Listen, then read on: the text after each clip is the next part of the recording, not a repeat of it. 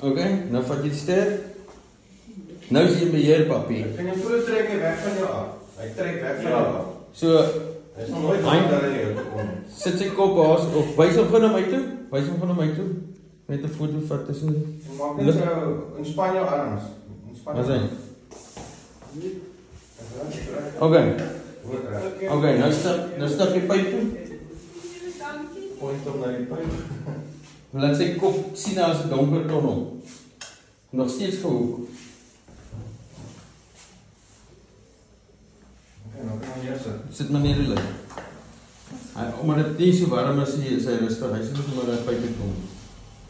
Ek weet nie of jy se reg so gaan. Nee, nou Jy het iets gedrink of geëet. Dit is hoe jy gesels met 'n slang as jy hom vat terwyl hy in 'n pyp gaan. Jy sien dit klink nog. Kyk hier. Nou tel jy die pyp se punt op.